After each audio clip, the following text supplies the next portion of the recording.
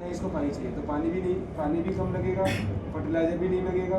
अगर फर्टिलाइजर लगाना है तो जीवामृत घनजीवामृत लगाया जा सकता है और इसके नीचे कोई भी क्रॉप ली जा सकती है, सिर्फ धान को छोड़ के। मल्टी क्रॉप कर सकते हैं। हाँ, मल्टी क्रॉप कर सकते हैं। इसकी जैसा आपने बताया कि 8 से 10 सालों में ये मैच्योर होता है, तो इसका जो हार्वेस्टिंग पीरियड है ये 8 से 10 साल का है। जी जी। तो इसकी पत्तियों का यूज़ कैसे कर सकते हैं उतनी पीरियड में? 3 साल के बाद इसकी पत्तियों का यूज़ कर सकते हैं। आप इसको जैसे ब्रांचेस को कट करें और इनकी पत्तियों से चाय बनाए, थोड़ी थोड़ी पत्ती ले सकते हैं, तो वो एक प्रूनिंग का काम भी करेगा, इससे इसको ग्रोथ भी मिलेगी। और अभी चंदन की लकड़ियों को बेचा जाता है और उसके हवन में यूज़ किया जाता है, तो ये अगर और तगर की लकड़ी भी यूज़ होती है अच्छे अच्छे हवनों में। तो बहुत सारे ऐसे होते हैं कि जो धन की प्रार्थना करने के लिए कुछ यज्ञ किए जाते हैं, तो वहाँ पे इस लकड़ी का उपयोग होता है। ये धन को आकर्षित करने वाली लकड़ी भी इसको कहा जाता है, प्रॉस्पेरिटी। ये पौधा प्रॉस्पेरिटी को खींचने का काम करता है। इसको मनी प्लांट भी आप कह सकते हो। This is the real money plant है।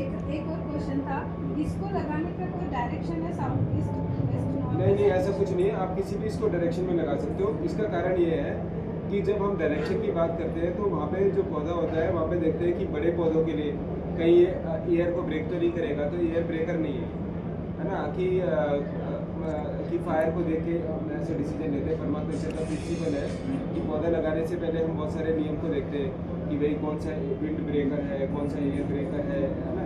ये एकदम मीडियम है, ये सबको केयरिंग और सपोर्टिंग है। जैसे न्यूमरोलॉजी में एक नंबर होता है ना, 5 नंबर, कि सबको बैलेंस करता है, तो ये पौधा सबको बैलेंस करता है। इक्विलिब्रियम वाला पौधा है, संतुलन का पौधा है, ये प्रकृति में संतुलन का पौधा है, ऐसे कह सकते हैं।